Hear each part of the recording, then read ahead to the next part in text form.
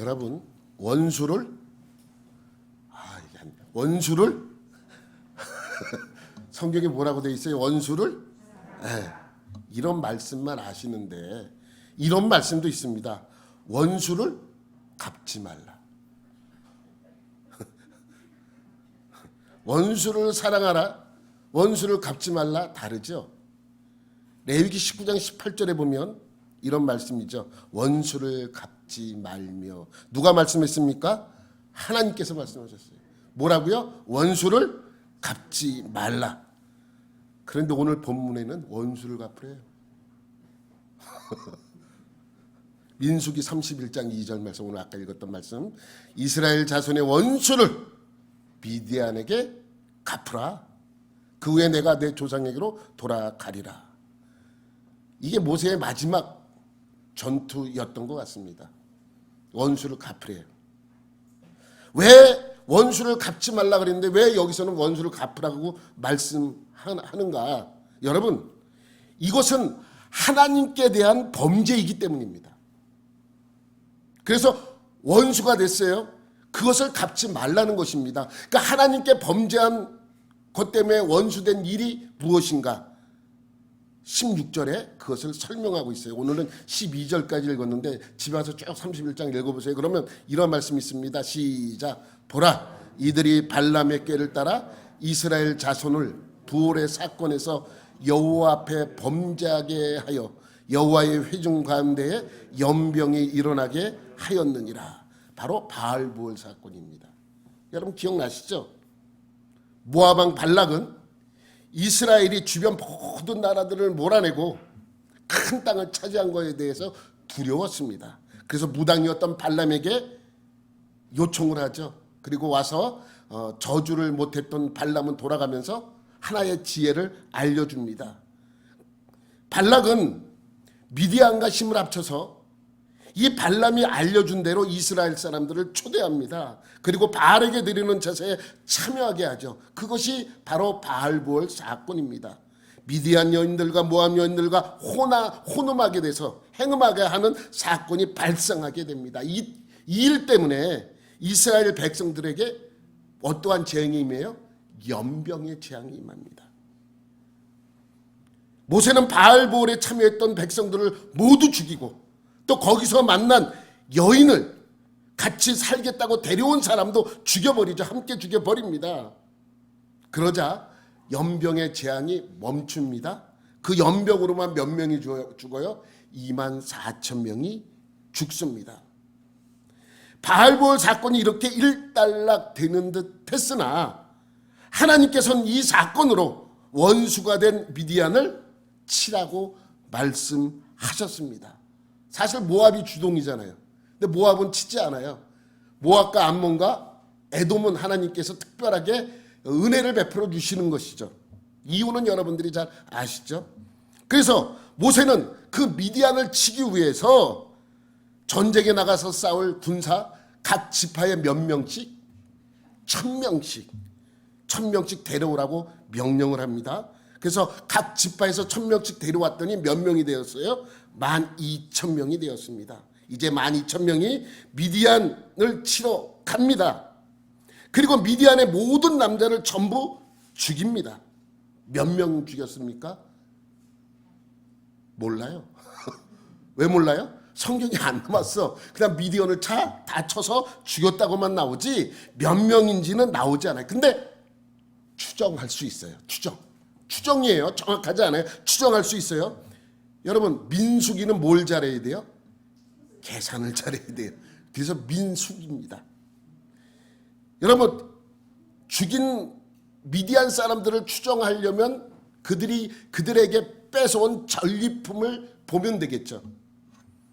여러분, 미디안과의 전투에서 승리를 하고 이제 그들에게서 뺏어온 전리품을 가지고 분배를 해요. 분배를 하는 내용이 25절부터 쭉 나옵니다. 엄청난 양의 전리품이에요. 그냥 전리품이 아니고 무슨 전리품이라고요? 엄청난 양의 전리품입니다. 이것을 공정하게 분배를 해요. 어떻게 공정합니까? 전리품의 절반은 전쟁에 참여했던 군사들에게 배분을 합니다. 남아있던 사람이 훨씬 더 많지만은 전쟁에 참여했던 공로를 인정하고 뺏어온 전리품의 절반을 그들에게 분배를 해요. 그래서 12,000명이 그 전리품을 나눠 갔습니다. 나머지 반을 가지고 남아있는 사람들에게 나눠주는 거예요. 공정하잖아요. 근데 이때 전리품이 32절에서 34절까지의 말씀에 나옵니다. 32절부터 34절까지 말씀 보면 곧 그 탈취물 곧 군인들이 다른 탈취물 외에 군인들의 다른 탈취물이 무엇입니까? 개인적으로 뺏어온 거예요. 귀금속은 내가 그 집에 들어가서 귀금속 같은 거 가져오고 이런 거를 개인적으로 가져온 건 말고 이건 나중에 군사들이 다 모아서 하나님께 따로 드려요. 뭐 이거 말고 그들에게 탈취한 넘겨봐봐요.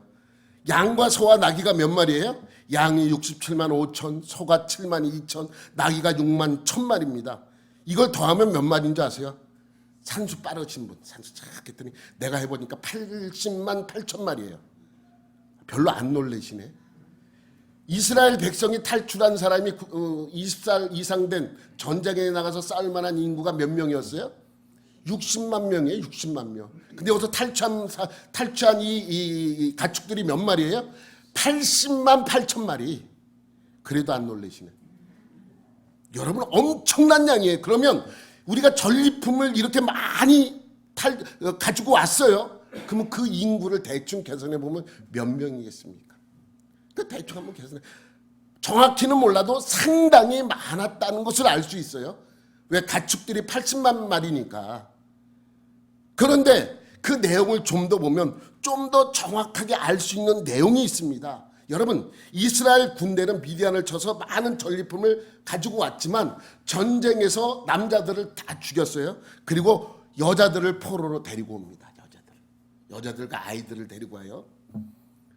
여성분들에겐 좀 죄송하지만 여성들도 전리품, 그 당시 문화가 그렇게 했었습니다. 그렇기 때문에 이스라엘 백성들은 다른 나라에서 그렇게 했던 것처럼 여자들을 전리품으로 데리고 온 곳입니다. 여자들을 전리품으로 데려온 그 광경을 본 모세가 크게 화를 내요. 그 내용이 16절 말씀입니다. 우리가 아까 봤던 말씀이죠. 보라, 이들이 발람의 꾀를 따라 이스라엘 자손을 부올의 사건에서 여호와 앞에 범죄하게 하여 여호와의 회중 가운데서 연병이 일어나게 하였느니라. 이 말씀은 뭐냐면 여자 때문에 그러한 재앙을 받고도 아직도 정신을 차리도 못하고 여자들을 데리고 왔느냐 라고 책망하는 겁니다. 그러니까 당시 문화 속에서는 이러한 것이 그냥 있었던 일이기 때문에 이들은 여자들을 포로로 데려왔던 것입니다. 그랬더니 모세가 그것을 향하여 어떻게 합니까? 남자와 잔 경험이 있는 모든 여자는 다 죽이라 그래요. 남자는 아이들까지 전부 죽이라 그래요. 오로지 남자를 모르는 여자들만 살려두고 데리고 오라고 명령을 합니다. 그때 살려둔 여자가 남자를 알지 못하는 여자가 몇 명인 줄 아세요? 35절에 보면 이러한 말씀이 있습니다. 35절. 사람은 남자와 동침하지 아니하여서 사내를 알지 못하는 여자가 도합 3만 2천 명이에요. 그러니까 당시 문화에는 한 15살 넘으면 결혼했어요. 15살. 다은이가 몇 살이지? 그러면 애가 한 서너 명 되는 전화요. 벌써. 지금은 30살 돼도 결혼 안 하잖아요. 15살 되면 결혼하는 거예요. 우리 중학교, 고등학교 되면 다 결혼했어. 그러니까 대충 15살 밑에인 여성분들이 3만 2천 명이에요. 그럼 여성만 대충 잡아도 한 10만 명 되지 않았을까? 대충이에요. 그러면 여자가 10만 명이면 남자도 대충 10만 명 됐을 거예요. 그러면 10만 명의 남성 중에서 아이와 노인들을 다 빼버리면 전쟁에 나가서 싸울 수 있는 사람은 5만 명 정도 되지 않았나 추정하는 거예요. 성경엔 그런 내용이 나오지 않습니다. 그러니까 12,000명의 군사가 미디안에 쳐들어가서 몇 명 정도? 5만 명 정도의 군사와 싸워서 그들과 싸워서 이기고 전리품을 다 빼서 온 것입니다. 그리고 그 전리품을 빼서 가지고 와서 공평하게 나누고 일부는 하나님께 드리는 내용이 오늘 민수기 31장의 내용입니다. 설교 끝. 이게 다네. 그래서 시간 보니까 아직 시간이 많이 남아서 조금 더 하겠습니다. 지금부터 하는 거는 진짜 민수기입니다. 뭐라고요? 그래서 설교 제목을 진짜 민수기로 할까 아니면 신약의 민수기로 할까? 왜? 이제부터 숫자가 많이 나와요. 여러분, 민수기는 다른 성경에 비하여 숫자에 대한 이야기가 많이 언급이 되고 있어요. 근데 이 성경 전체에서 나오는 숫자는 두 가지 의미가 있어요. 하나는 문자적인 의미예요. 10만 명이 그랬다 그러면 10만 명이 그랬구나라는 것을 아는데, 성경에서 10만 명이라고 이야기하는 것은 그 10만 명에 대한 상징성을 가지고 있어요. 그래서 성경에 나올 때, 숫자가 나올 때는 두 가지로 봐야 돼요. 하나는 문자적으로 봐야 되고 하나는 상징적으로 봐야 합니다. 물론 우리가 보는 민수기에는 상징성보다 숫자적인 의미가 더 강합니다. 상징적인 의미의 숫자가 많이 나오는 곳이 어디예요? 요한계시록입니다. 요한계시록에 보면 상징성을 가지고 기록한 내용들의 숫자가 많이 나옵니다. 성경은 문자적 의미이든 상징적 의미이든 성경에 나오는 숫자에는 그 숫자에 담겨 있는 상징이 있습니다. 이걸 잘 기억해야 돼요. 여러분, 성경에 나오는 숫자를 이해하려면 그 당시 그들이 가지고 있던 문화를 알아야만 이해되는 부분도 많이 있어요. 특히 요한계시록이 그래요. 어떤 분은 숫자에 대하여 얘기를 하면 너무 터부시하는 분이 있어요. 어떤 분은 모든 것을 숫자로 푸는 분들이 있어요. 여러분, 제가 예전에도 한번 말씀드렸죠. 이스라엘에는 숫자의 개념이 없어요. 개념이 없는 게 아니라 숫자의 글씨가 없어요. 숫자의 글씨가 없어요. 그래서 숫자를 나타내려면 어떻게 썼냐면 알파벳을 이용해서 숫자를 대신했어요. 그래서 쉽게 말하면 우리가 기역 그럼 1이고 니은 그럼 2. 그래서 숫자의 개념을 알파벳으로 대신 사용했었습니다. 그러니까 모든 글자에는 뭐가 있어요? 숫자가 있죠. 숫자. 우리 손기성하면 시읒이 오다. 그러면 기억이 1이다. 그러면 5, 1 이렇게 쓰는 것처럼 모든 스페링을 숫자의 의미가 있으니까 모든 글자에는 숫자의 의미가 있어서 숫자로 모든 것을 푸는 분도 있어요. 너무 그래도 안 돼요, 이것은. 여러분 들어보신 분도 있을런지는 모르겠지만 너무 터부시해도 안 되고 너무 집착해도 안 됩니다. 왜냐하면 세상의 모든 사람들은 각자의 숫자의 의미를 가지고 있습니다. 여러분 좋아하는 숫자는 뭐예요? 싫어하는 숫자는요? 분명히 있어요. 어떤 사람이 사랑하는 사람을 3월에 만났어. 그래서 3자를 너무 좋아해. 근데 헤어졌어. 그럼 어떻게 돼? 순간에 3자가 제일 싫은 사람이 되잖아요. 개인적으로. 그렇듯이 좋아하는 숫자나 싫어하는 숫자가 분명히 본인들한테는 있단 말이죠.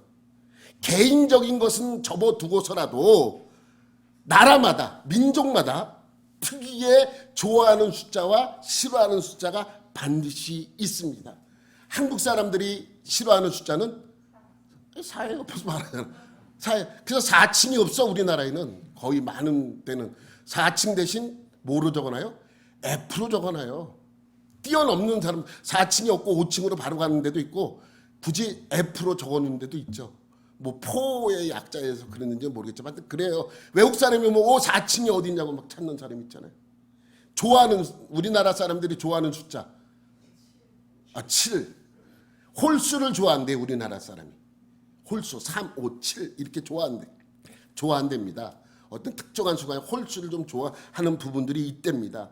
근데 서양 사람들은 달라요. 서양 사람들은 좋아하는 숫자가 뭐예요?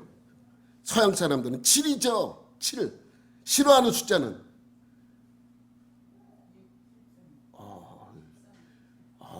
모르시는구나. 모르죠. 우리나라 문화가 아니니까. 13을 싫어하는데 13. 싫어하는 요일, 금요일. 13일의 금요일을 제일 싫어해요. 금요일은 예수님이 십자가에 못 박히신 요일이기 때문에 싫어하고, 13은 가룟 유다가 12번째 제자에서 얼로 밀려나요? 13번째로 밀려나기 때문에 13을 싫어한답니다. 서양의 문화예요. 우리나라 사람은 잘 몰라요. 여러분, 중국 사람들이 좋아하는 숫자가 뭔지 아세요? 8이에요. 싫어하는 숫자는 4나 7이에요. 우리나라 사람이 4를 싫어하는 이유는 죽을 사자랑 발음이 똑같아서 싫어하듯이 중국 사람들도 4자가 죽을 사야 똑같은 발음이라 싫어하는데 7은 왜 싫어하는가? 화를 내다의 발음이 7 발음과 똑같대요. 화를 내는, 난 중국어를 모르기 때문에 화를 내. 내가 왜 화를 내? 라는 그 단어와 7자의 발음이 똑같대요. 그래서 7자도 싫어한대요. 8은 왜 좋아해요? 많이 번다라는 의미가 있대요. 8자가. 그래서 올림픽도 2008년 8월 8일 오후 18시 8분 8초에 했나? 했다 그래요. 그 당시 그때 그렇게 했잖아요. 왜? 돈을 많이 번대. 그래서 우리나라가 88년도에 올림픽을 해서 이렇게 부자가 된다는 생각을 가지는 분도 있을지 몰라겠어요. 하여튼 그렇게 좋아하는 숫자와 싫어하는 숫자는 다 있습니다. 이스라엘 사람들이 싫어하는 숫자가 뭔지 아세요? 이스라엘 사람들이 싫어하는 숫자 6이랍니다. 6. 여러분, 우리나라 사람은 가위바위보를 해요. 가위바위보. 그래서 내가 졌어. 그럼 진 사람이 뭐라고 얘기해요? 경험이 없는 것처럼 가만히 계시네. 가위바위보를 했어. 내가 졌어. 그럼 뭐라 그래요? 에이, 내가 졌구나. 그래요? 바로 3세8. 왜? 한 번 더 해야 된다는 거예요. 그러면 또 이긴 사람도 좀 억울하지만 또 3세8을 해줘요. 왜 그렇습니까? 그게 공정하다고 생각하기 때문에 그래요. 그게 공정하다고. 여러분, 외국에 나가선 그러지 마세요. 뺨 맞습니다. 외국에는 그 문화를 이해를 못하는 거예요. 아니, 가위바위보에서 했는데 내가 졌어. 그럼 끝나는 거지. 뭐 졌는데 왜 3세판 또 3판 2승제로 하느냐. 이게 그들은 이해할 수 없는 문화입니다. 이렇듯이 나라마다 문화와 언어 안에는 숫자의 상징이 있습니다. 이것을 잘 알아야 됩니다. 여러분, 성경은 누구의 문화 안에서 기록됐습니까? 물론 이 세상 모든 사람들에게 주시는 말씀입니다. 그건 틀림없는 사실이에요. 그렇지만 성경을 하나님께서 우리에게 처음 주실 때 누구의 문화 안에서 이것이 기록되었습니까? 이스라엘 사람들이에요. 이스라엘 사람들은 자기 문화 안에서 이것이 기록할 때 자동적으로 이것을 기록할 때 어떤 문화가 이 안에 포함되겠어요? 자기네들의 숫자가 상징하는 숫자의 그 문화들이 이 안에 다 포함되어 있다는 것이죠. 숫자도 똑같아요. 숫자에 나타난 그들의 문화를 알면 성경을 이해하는데 많은 도움이 됩니다. 예? 외국 사람들이 와서 왜 이 건물에는 4층이 없냐고. 우리는 알아요. 왜 4가 없는지. 그리고 F가 기록되어 있는 거 우리는 알아요. 외국 사람들은 잘 모른다는 것이죠. 그러니까 똑같아요. 이스라엘 문화도 그 숫자에 대한 문화를 알면 우리가 성경을 이해하는데 큰 도움이 된다는 것입니다. 근데 재밌는 게 있어요. 이스라엘에는 숫자가 상징하는 문화들이 다른 나라보다 더 많아. 성경은. 그래서 실제로 히브리어를 사용하는 이스라엘 랍비들이 구약에 나타낸 숫자에 대한 상징성을 쓴 책들이 많이 나와 있대요. 이스라엘에. 그 내용을 제가 오늘 참고를 해서 여러분에게 알려드릴 것입니다. 구약도 신약도 전부 어느 나라 사람이 쓴 거예요? 이스라엘 사람들이에요. 그러니까 이스라엘에 대한 숫자에 대한 문화에 대해서 알면 그것을 이해하는 데 큰 도움이 됩니다. 넘기면 일자가 나와요. 일은 뭘 상징할 것 같아요? 여러분 생각에는. 여러분이 이스라엘 사람이 되어서 생각을 해봐야 돼. 내가 이스라엘 사람이다. 일은 뭐예요? 저도 사실은 깜짝 놀랐어요. 그럼 뭘 생각해야 돼? 유일하신 하나님이다. 하나님을 뜻하잖아요. 이스라엘 일은. 무슨 뜻하냐면 넘기면 특별함과 독립을 뜻한답니다. 구약에 나와 있는 내용들, 이스라엘 사람들이 갖고 있는 일에 대한 상징성은 특별한가 독립이에요. 우린 그럼 1등 아니면 하나님 유일한 것 이런 것 따지는데 이 이스라엘 사람은 특별할 때나 독립을 뜻할 때 이를 사용한다고 합니다. 이는요.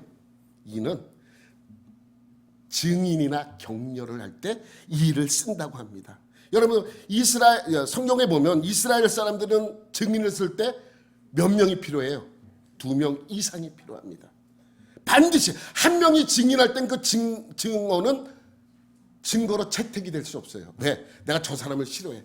비방하려면 내가 얼마든지 지어서 얘기할 수 있기 때문에 한 사람이 주장하는 것은 인정하지 않아요. 2사람 이상일 때 그것을 증인으로 증거로 인정을 합니다.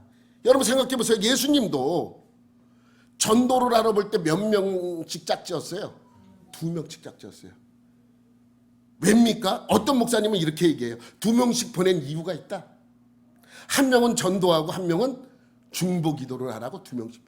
물론 뭐 그런 개념도 있겠죠. 그런데 더 정확한 거는 뭐냐면 이전에 없었던 새로운 무언가를 주장할 때는 혼자 주장하면 그것이 받아들이는 사람이 받아들이지 않아요. 몇 명이 주장해야 돼요. 적어도 2명 이상이 증거를 해야지 받아들여. 그래서 2명씩 짝져서 보내는 거예요. 이전 것 새로운 진리 예수 그리스도가 우리의 구원자라는 것을 알리기 위해서 한 명씩 가는 건 소용이 없어요. 3명은 너무 많아. 그래서 2명씩 짝져서 보내는 거. 왜? 2명이 증거해야 그 증거가 참되기 때문에 그렇습니다. 여러분에게 질문 한 가지 할게요. 여러분 하늘이 몇 개 있어요? 여러분 하늘이 몇 개 있어요? 하나 있죠? 우리나라 사람한테는 하늘이 1개가 있어요.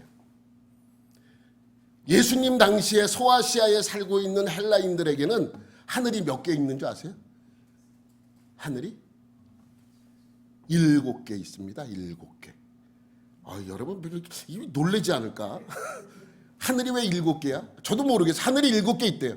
여러분 유대인들에게는 하늘이 몇 개 있는지 아세요? 이스라엘 사람들에게는 3개가 있어요. 3개. 유대인들에게는 하늘이 3개가 있어요. 그래서 왜 3개가 있느냐? 하나는 우리가 보이는 새가 날아다니는 하늘, 2번째는 해, 달, 별이 있는 2번째 하늘, 그리고 3번째 하나는 하나님이 계시는 3번째 하늘. 이렇게 3개가 있다고 믿는 거예요. 하늘 그러면 3개가 있는 거예요. 3개가 있습니다. 그런데 이들에게 삶을 보여주면 이들이 느끼는 건 뭘 느끼냐면 하늘을 느끼는 거예요. 하늘을. 그러한 상징성이 있습니다. 그래서 여러분 바울이 고린도후서에서 몇 번째 하늘 갔다 그래요? 3번째 하늘. 그럼 우리는 첫 번째 하늘은 뭐냐? 2번째 하늘은 뭐냐? 그래서 3번째 하늘 갔다. 이걸 강조하는데 그거를 강조하기 위해서 바울이 3째 하늘 갔다는 걸 강조하는 게 아니에요. 어딜 갔다는 거예요? 하나님이 계시는 곳에 갔다 왔다는 거예요. 천국에 갔다 왔다는 것입니다. 이거를 강조하는 거예요. 그런데 그들의 문화 속에는 하나님이 계시는 곳이 몇째 하늘이에요? 3째 하늘이에요. 그래서 3째 하늘이라고 표현을 하는 것입니다. 여러분 그래서 3은 뭐를 나타내요? 하늘을 상징하고 하늘을 나타냅니다. 4는요? 4는 뭘 나타낼 것 같아요? 근데 이 4는 동양이나 서양이나 똑같아. 다 4는 이걸 나타내요. 그렇죠. 왜? 동서남북. 동양에도 그래 동양적인 철학에도 이 4는 그래서 땅을 나타내, 온 땅을 나타낼 때 4로 나타냅니다. 성경에도 그것은 동서남북에 대하여 4는 그래서 땅을 나타낼 때 4를 사용하는데 여기까지는 우리가 대충 성경의 전체적인 그림입니다. 지금부터가 중요해요. 여러분 하늘의 숫자가 몇이라고 그랬어요? 3이에요. 땅의 숫자는 4예요. 넘기면 봐봐요. 하늘과 땅이 더하면 몇이 돼요? 7이 되는 거예요. 그래서 7은 무슨 숫자예요? 완전한 숫자가 되는 거예요. 그래서 완전한 숫자, 완벽한 숫자 또는 의를 나타낼 때 7을 사용합니다. 그래서 이스라엘 사람들에게 7은 상당히 중요해요. 상당히 중요해요. 완전한 숫자이기 때문에. 여러분 요즘 새벽 예배를 다니엘서를 해요. 다니엘서. 나오시는 분은 들어서 아시겠지만 다니엘서에 보면 많은 사건들이 있었잖아요. 3장에 보면 다니엘의 3친구가 느부갓네살 왕이 만든 금 신상에게 절을 하지 않아서 어디에 던져져요?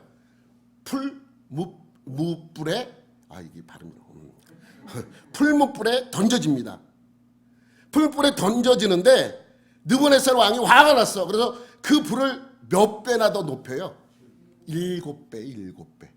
근데 여러분, 당시의 풀무불은 900도에서 1100도 사이래. 그러니까 평균 한 1000도 정도 됐대. 1000도. 근데 당시 기술로는 풀무불을 아무리 뜨겁게 해도 1500도 이상을 못 높인답니다. 그럼 우리 숫자적으로 보면 7배나 높였으니까 1000도에서 몇 천도가 됐어요?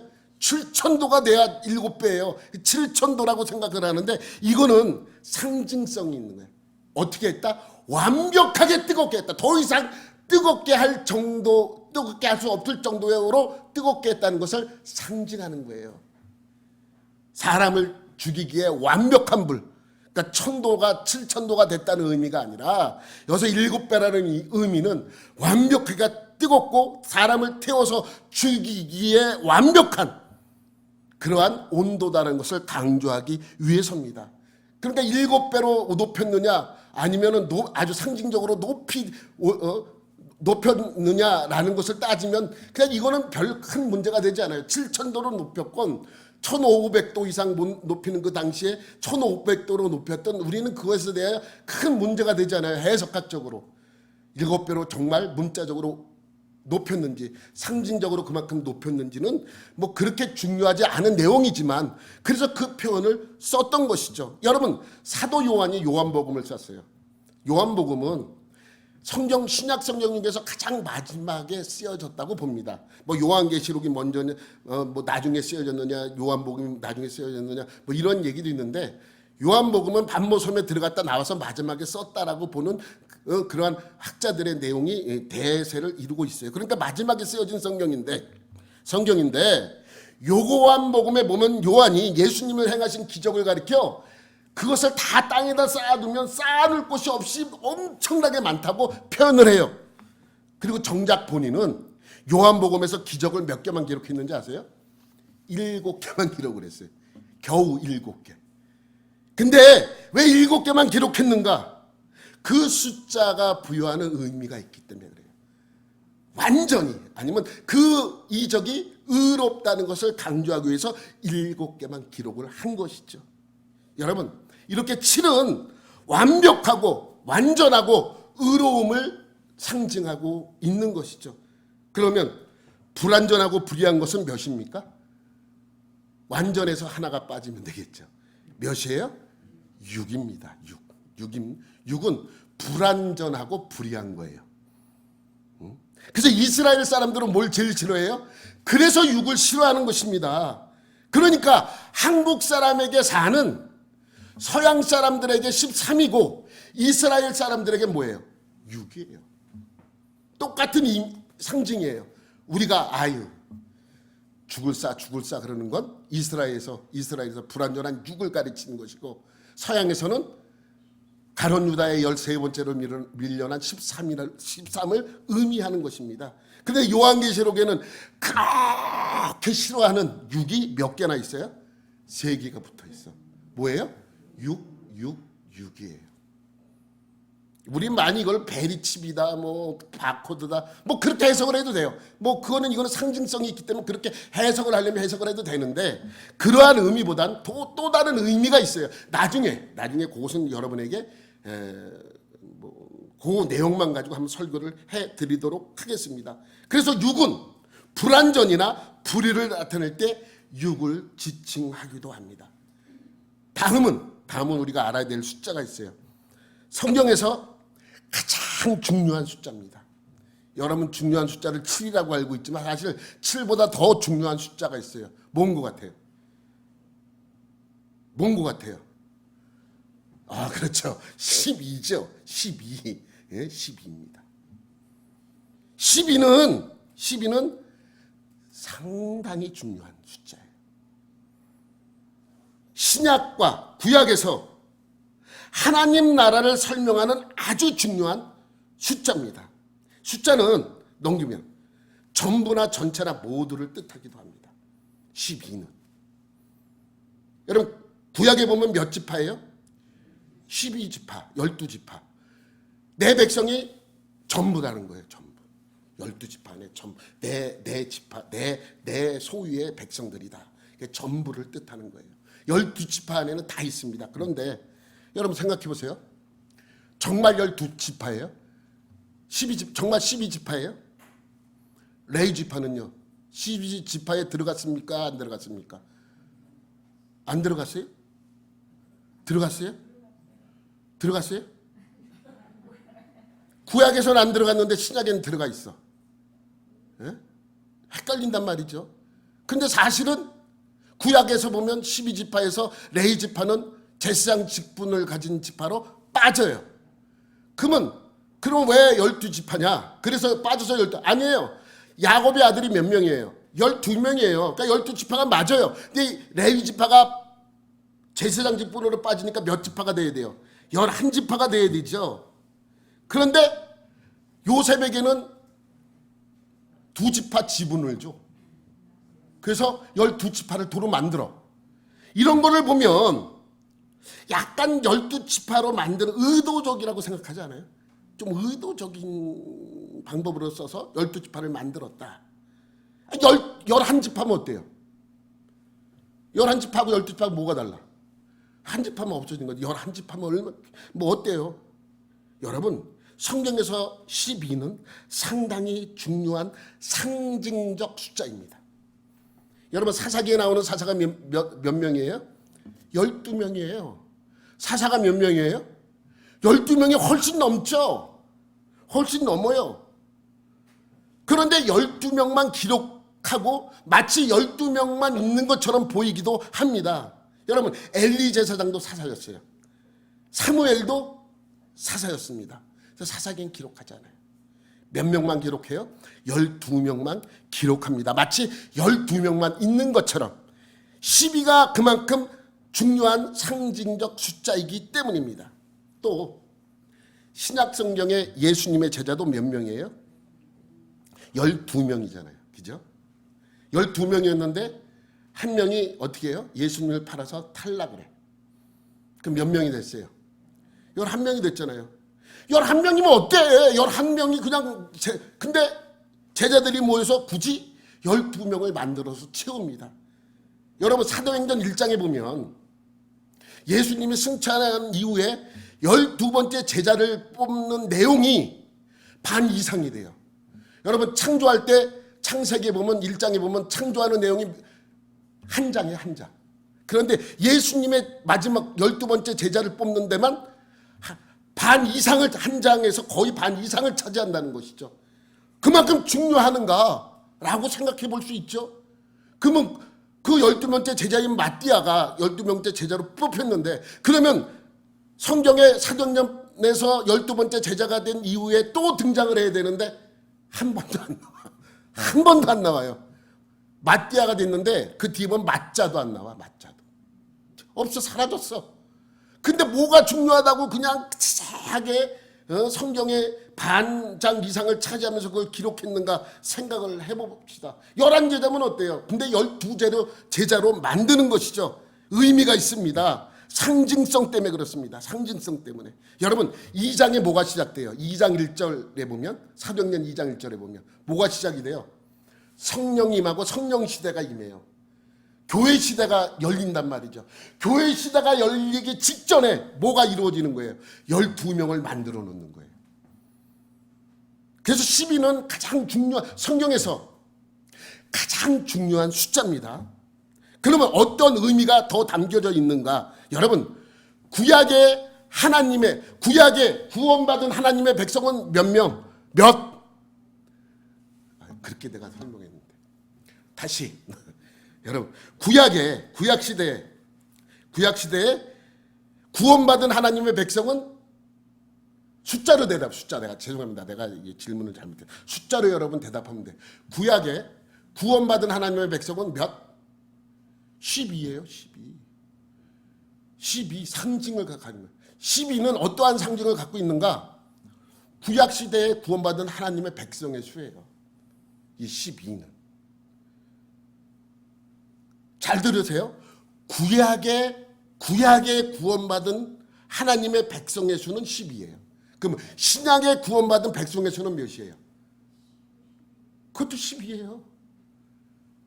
이 12는 구약과 신약에 구원받은 백성의 수가 아니고 구약에 구원받은 하나님의 백성이 뭐예요? 12예요. 다르죠? 앞에 거는 구약이고 뒤에 건 신약인데 똑같이 보여요? 다르게 보여야 돼. 하나는 구약이고 하나는 신약이에요. 다시 여러분에게 질문 하나 할게요. 구약에 구원받은 하나님의 백성의 수는 12. 그럼 신약에 구원받은 하나님의 백성의 수도 12가 되겠죠. 그러면 다시 질문할게요. 구약과 신약에 구원받은 하나님의 백성의 수는 12예요? 아니 12는 구약에 받은 사람 수라며. 뒤에 12는 신약에 받은 사람의 수예요. 그러면 구약과 신약에 구원받은 백성은 넘겨봐봐. 24예요. 24. 더하니까. 그래서 요한계시록에 장로가 몇 명이 나와요? 24장로가 나와요. 24장로는 구약에 구원받은 사람과 신약에 구원받은 사람을 합쳐놓은 거예요. 이게 해석이 안 되면 요한계시록이 해석이 안 돼요. 다시 여러분에게 질문. 구약에 구원받은 하나님의 백성, 신약에 구원받은 하나님의 백성, 구약과 신약에 구원받은 하나님의 백성 24예요. 24. 그럼 여러분에게도 다시 한번 질문할게요. 그냥 구약과 신약에 구원받은 하나님의 백성 24예요. 그러면 구약과 신약에 구원받은 하나님의 백성 몇이에요? 아까는 24는 구약과 신약에 구원받은 백성 이게 24예요. 구약과 신약에 구원받은 백성 몇이에요? 아니 얘기했잖아요. 구약과 신약에 구원받은 백성이 24라 그랬어요. 구약과 신약에 구원받은 백성. 여러분 그냥 구약과 신약에 구원받은 백성은 더 했어요. 강조하면 뭐 해야 돼? 강조를 하려면 뭐 해야 돼요? 곱해야 되죠. 그럼 몇이 나와요? 12 곱하기 12 144예요. 그래서 구약과 신약에 구원받은 백성 그럼 24예요. 구약과 신약에 구원받은 백성 그럼 몇이 나와야 돼? 강조라기 때문에 곱해야 돼. 144가 나오고. 이거 모르면 요한계시록 해석 안 돼요. 네? 그래서 요한계시록에 나오는 24와 144 넘겨봐봐요. 같은 의미를 상징을 갖고 있는 거예요. 다만 24는 전체를 나타내고 144는 강조할 때 쓰는 것입니다. 그럼 넘겨봐봐요. 그럼 여러분은 12와 24와 144를 이해를 해야 돼요. 예? 여러분 마지막으로 한국 사람은 사람들이 셀 수 없이 많이 있을 때 몇 명이라고 표현해요? 몇 명이 모였네? 몇 명이 모였다 그래요? 수만 명이라고 모인다 그러죠. 그럼 셀 수 없이 많은 표현을 수만 명이라고 얘기를 해요. 이스라엘 사람들은 셀 수 없이 많은 사람 모일 때 몇 명이라고 얘기하는 줄 알아요? 수천 명. 여러분 신문에 수만 명이 나왔다고 이렇게 나오면 여러분이 생각할 때 수만 명이 뭐야? 3만 명이야? 4만 명이야? 라고 이해하는 우리나라 사람은 없습니다. 그냥 수만 명이나 나오면 어떻게 해요? 사람들이 많이 왔나 보다. 이렇게 생각을 하죠. 그렇죠? 근데 이스라엘 사람들은 셀 수 없이 많은 사람들이 모이면 수천 명이 모였네 이렇게 얘기해요. 상관없이 수만 명이고 수십만 명, 수천 명이 모였네 이렇게 이야기를 합니다. 여러분 에게라고 생각할 수 있는 사람이 있을지 모르겠지만 우리에게 수만 명의 개념이 이스라엘 사람들에게 그냥 수천 명의 개념을 갖고 있다는 것이죠. 그러니까 우리에게는 4가 이스라엘 사람들에게는 6이죠. 그러니까 숫자적인 의미가 아니라 상징적인 의미와 똑같은 상징을 갖고 있다는 거예요. 그러니까 이스라엘 사람들에게는 많다라는 표현은 몇이에요? 천이에요. 천. 많다는 천이라는 표현이에요.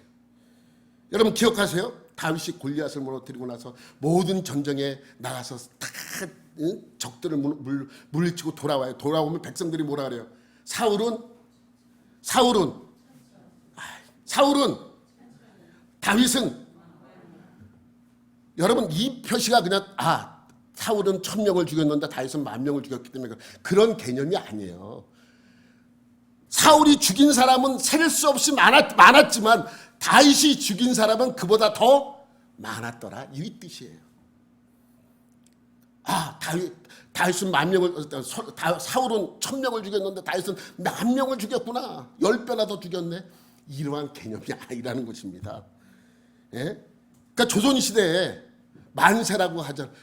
누구 임금 만세라고 하지 않았어요? 뭐라 그랬어요? 천세. 만만세는 뭐 만만세. 천세라, 천세.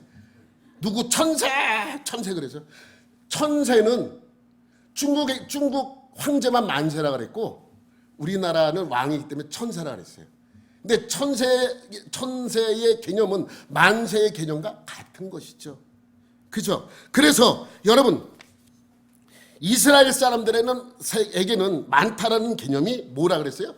천을 가리킬 때 많다라는 개념이 있는 거예요. 그럼 다시 넘겨봐봐요. 네온이 해야 돼. 신약에 구원받은 백성은 몇이에요? 구약에 구원받은 백성 12. 그러면 구약과 신약에 구원받은 백성 24예요. 구약과 신약에 구원받은 백성 몇 명이에요? 144예요. 야, 역시 내가 잘 가르쳐. 그럼 여러분에게 이제 구약에 구원받은 하나님의 백성이 많다. 몇 명이에요? 많다가 몇이라 그랬어요? 구약에 구원받은 하나님의 백성이 많다. 몇 명이에요?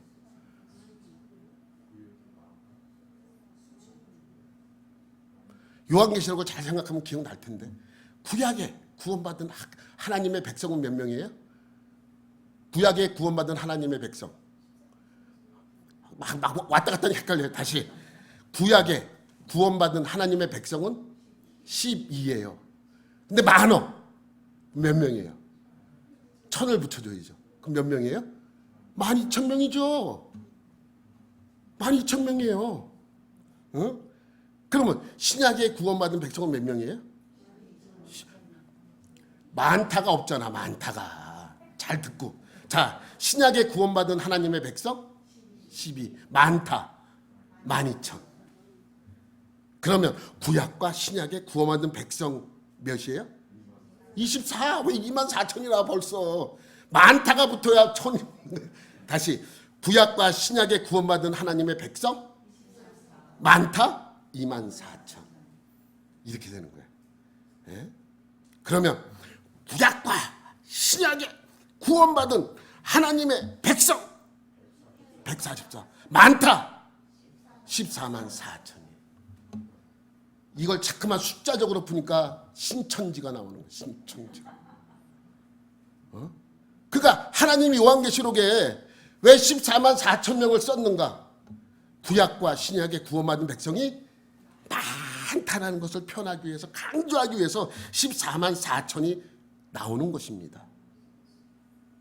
요한계시록 14장 1절에 보면 또 내가 보니 보라 어린 양이 시온산에 섰고 그와 함께 14만 4천이 서 있는데 그들의 이마에는 어린 양의 이름과 그 아버지의 이름을 쓴 것이었더라. 여러분 성경을 해석하는데 중요한 부분이 있습니다.